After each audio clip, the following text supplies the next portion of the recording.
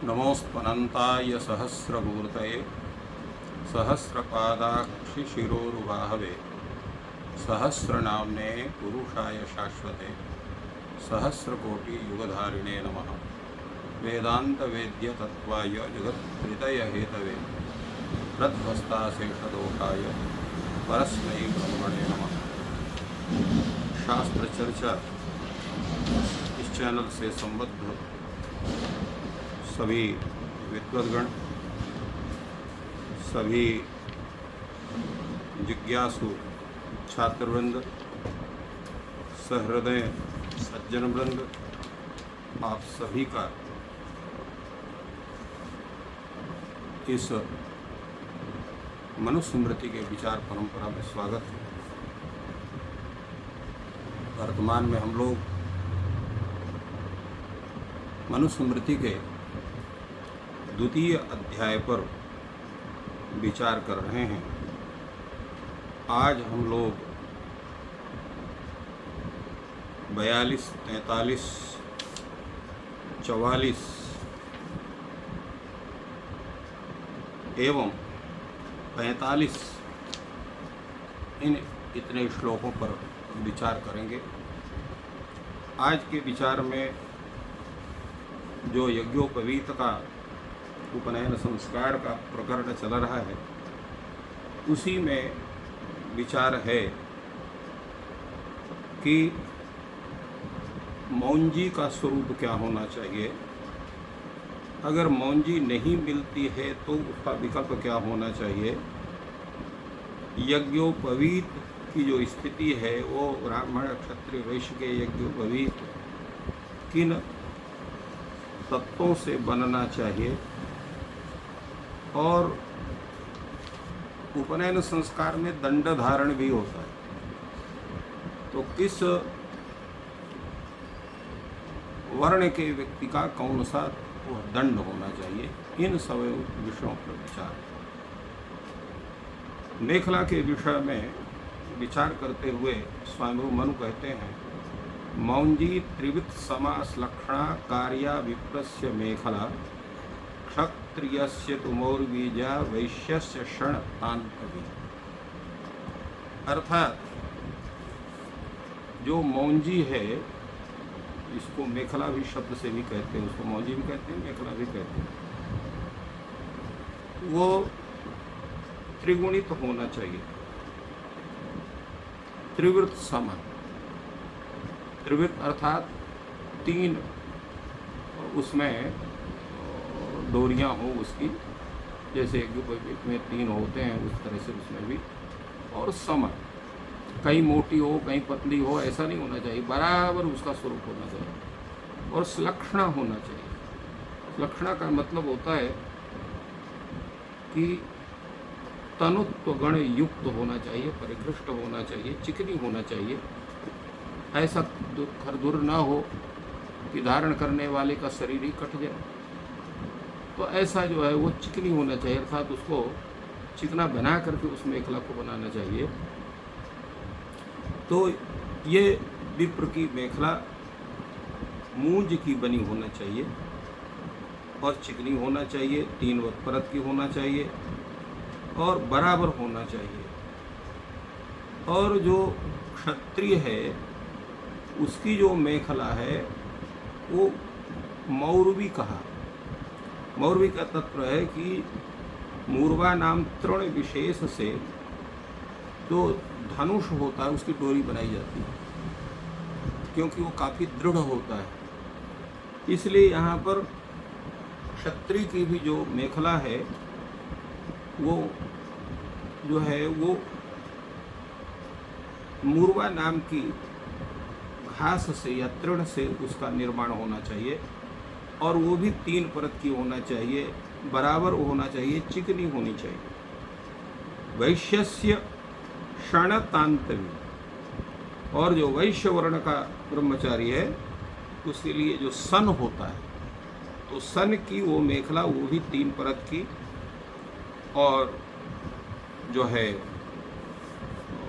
चिकनी और सुदृढ़ होना चाहिए। तो इस तरह से तीनों वर्णों के लिए जो है जैसे बतलाया गया कि मूंज की मेखला ब्राह्मण की 3 परत की, क्षत्रिय की मेखला जो है वो मुरवा घास की, और जो वैश्य की है वो सन की बननी चाहिए। अब प्रश्न ये होता है कि मान लीजिए कि ये जो कहीं मूंज नहीं मिल रहा है या मुरवा नहीं मिल रहा है, ऐसे अवस्था में क्या करना चाहिए? तो उस पर इन्होंने उसका विकल्प दिया कि मुंजा लाभे तु कर्तव्या कुशास्मांतक बलवजयी त्रिवता ग्रंथिनैकेन त्रिभि पंचभिरेवा। अगर मूंज नहीं मिल रहा है, मुरवा नहीं मिल रहा है, सन नहीं मिल रहा है, तो मूंज के अभाव में कुश की भी मेखला बनाई जा सकती है। तो कुश की मेखला ब्राह्मण के लिए हो गए। श्मंतक एक तृण विशेष है जिसको मल्लिका भी कहते हैं, वो क्षत्रिय को होना चाहिए। और बलवज नाम की एक घास होता है जिसको बबई भी कहते हैं, तो उस घास की जो है वो मेखला वह जो है वैश्य की होना चाहिए। और जैसे बतलाया गया है कि 3 परत की हो, बराबर हो, चिकनी हो, और उसमें जो ग्रंथि होना चाहिए वो त्रिभी पंचभिरेवजा, या तो 3 हो या तो 5 हो। 3 और 5 को होने का मतलब क्या है? ये तात्पर्य है कि किसी के प्रवर जो है वो 3 होते हैं, किसी के 5 होते हैं। तो 3 प्रवर का जो ब्रह्मचारी है जिसका गोत्रों के साथ साथ प्रवर वो 3 है, उसको वो 3 ग्रंथि वाली मेखला होना चाहिए। और कोई 5 प्रवर का ब्रह्मचारी है तो उसके लिए 5 ग्रंथि वाला मेखला होना चाहिए। अब वो किसी भी वर्ण का हो सकता है, अर्थात वो ब्राह्मण भी हो सकता है, क्षत्रिय होता है, वैश्य हो सकता है। तो ग्रंथि जो है वो वर्णकृत भेद नहीं है, अपितु वह जो भेद है वह प्रवर के अनुसार वो भेद होता है। तो ब्राह्मण भी 5 का धारण कर सकता है, क्षत्रिय भी धारण कर सकता है, वैश्य भी धारण कर सकता है, यदि उसके 5 प्रवर हैं। यदि 3 प्रवर हैं तो 3 ग्रंथि वाला होना चाहिए। तो ये तो मेखला का विचार हुआ। अगला जो विचार होता है कि यज्ञोपवीत किसका होना चाहिए। क्या यज्ञोपवीत सभी का एक ही तरह का होना चाहिए कि भिन्न भिन्न होना चाहिए? तो उस पर विचार करते हुए आचार्य कहते हैं कि कार्पासमुपवीतम स्यात् विप्रस्योर्धवृतम त्रिवृत षण सूत्रमयम राज्ञो वैश्यस्याविक सौत्रिकम। ब्राह्मण का जो यज्ञोपवीत है वह जो है वो कपास का होना चाहिए, कपास की जो रुई है उससे बना होना चाहिए। तो कार्पासम उपवीतम स्यात् विप्रस्य, और ऊर्ध्ववृतम त्रिवृत, और वो जो ऊपर की ओर से बने दक्षिणावर्त करके ऐठा हो, वामावर्त करके ऐठा ना हो। और 3 जैसे बताया जाता है यज्ञोपवीत होता है वो 3 सूत्र का होता है। वस्तुतः एक सूत्र वो 9 परत का होता है, और पूरा यज्ञोपवीत 3 परत का होता है, अर्थात 3 उसमें धागे रहते हैं। तो वो ऐसा होना चाहिए ब्राह्मण का। और उसी तरह क्षत्रिय का होना चाहिए, किंतु क्षत्रिय का यज्ञोपवीत सन के सूत्र से बना होना चाहिए। और जो वैश्य है उसका जो यज्ञोपवीत है वह जो है तो आविक सौत्रिकम, अर्थात जो मेष है, मेड़ जिसको भेड़ कहते हैं, तो भेड़ के ऊन से बना हुआ उसका जो है यज्ञोपवीत होना चाहिए। ऐसा इसका उल्लेख प्राप्त होता है। अभिमेषा तस्य कृतम सूत्रम आविक सूत्रम, ऐसा मेधातिथि इसकी व्याख्या करते हुए कहते हैं। इसका नाम यज्ञोपवीत है। यज्ञोपवीत का तात्पर्य है यज्ञार्थः अयम उद्यते इति यज्ञोपवीतम, जो यज्ञ के संबद्ध कार्य के लिए जिसकी आवश्यकता होती है, यज्ञ संबाधित तद यज्ञोपवीताख्याम लभते, ऐसा मेधातिथि इसकी व्याख्या करते हुए कहते हैं। तो ये जो है यज्ञोपवीत के विषय में चर्चा है। इसमें अन्यत्र भी उल्लेख मिलता है कि कलयुग में अगर ये सब संभव नहीं हो तो सभी कर्पास सूत्र का यज्ञोपवीत धारण कर सकते हैं, ऐसा भी आगे अभी विचार करते हुए इस पर होगा, ऐसा भी इसमें है। और जैसे बताया गया कि जो यज्ञोपवीत जब बनाना प्रारंभ करिए तो दाहिने तरफ जो है उसका जो है आवर्तन होना चाहिए ब्राह्मण के लिए, और वामवर्त इत्यादि जो है क्षत्रिय और वैश्य के लिए होना चाहिए, ऐसा उल्लेख मिलता है यज्ञोपवीत के विषय में। और 9 धागे और 3 9 धागे वाला, फिर वो 3 धागे वाला होता है, जैसा कि सर्वत्र से कोई लोग जानते हैं। ऊर्ध्वम और जो है छंदों को परिशिष्ट में भी कहा गया है, ऊर्ध्वम त्रिवृतम कार्यम तंतुत्रय मधोव्रतम त्रिवृतम चौवीतम से तस्य को ग्रंथि ऋष्यते, और उसमें ग्रंथि होती है जिसको ब्रह्म ग्रंथि भी कहते हैं। और ब्रह्म ग्रंथि में जो ग्रंथि है उसका भी जो इसके 3 प्रवर हैं उसमें 3 ग्रंथि उसके अलग से होती हैं, और जो 5 प्रवर होते हैं उसकी 5 ग्रंथि होती है। तो ये इसका एक स्वरूप है। अग्र जो है आगे जो है दंड धारण के विषय में विचार है कि दंड हमारा कैसा होना चाहिए, किस वृक्ष का दंड धारण करना चाहिए और उसका मुख्य फल क्या है। तो उसमें कहा है कि ब्राह्मणों वैल्य पालाशौ क्षत्रियो वाट खादिरौ पैलो दुम्बरो वैश्यो दंडान अहति धर्म। देखिए चारों वर्ण में, क्षमा करिए, चारों अवस्थाओं में दंड धारण का विधान है। ब्रह्मचर्य आश्रम में भी दंड धारण का विधान है, गृहस्थ में भी दंड धारण का विधान है, और जो है वानप्रस्थ में भी है, और संन्यासाश्रम में भी है। तो जो ब्राह्मण है उसके लिए चारों आश्रम आवश्यक है, ब्रह्मचर्य, गृहस्थ, वानप्रस्थ और संन्यास।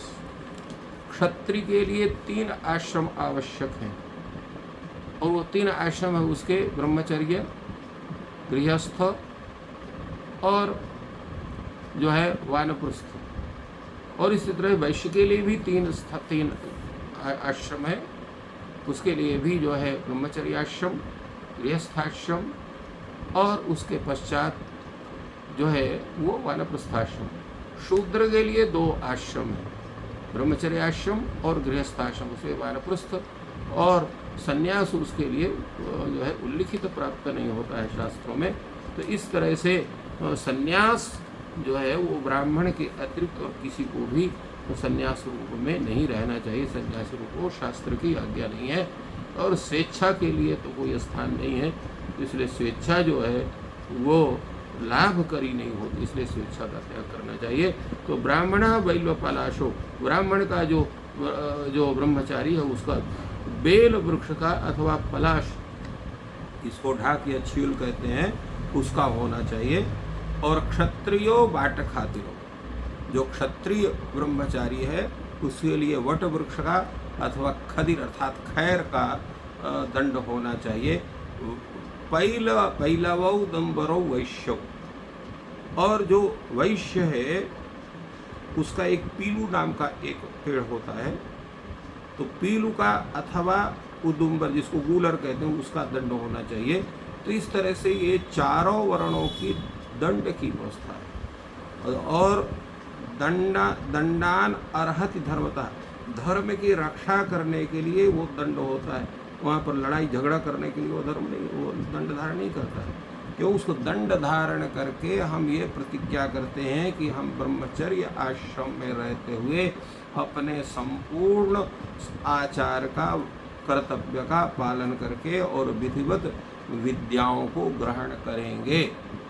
और आप सबको जानना एक सुखद आश्चर्य होगा कि भारतवर्ष में प्रत्येक ब्रह्मचारी को शास्त्र के साथ साथ सैनिक शिक्षा का भी प्रावधान था। भगवान राम को अस्त्र शस्त्र की शिक्षा और शास्त्र शिक्षा दोनों वशिष्ठ जी ने ही प्रदान किया, और उसी तरह भगवान कृष्ण को संदीपिनी गुरु जी ने ही उनको संपूर्ण शस्त्र शास्त्र की संपूर्ण शिक्षा दी थी।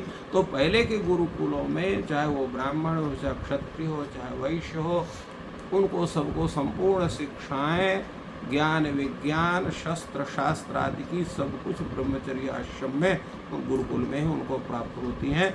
और जो शूद्र के बच्चे हैं उनके लिए भी सैनिक शिक्षा के साथ साथ शिल्प विद्या का और सामान्य ज्ञान का उनको भी अध्ययन अध्यापन की पूरी व्यवस्था थी। तो इस तरह से ये संपूर्ण व्यवस्था उस गुरुकुल में रही। अब इसके साथ साथ जो है वो दंड का प्रमाण क्या होना चाहिए, क्या उसका स्वरूप होना चाहिए, इस पर हम लोग पश्चात विचार करेंगे। और दंड का धारण सभी के लिए आवश्यक है।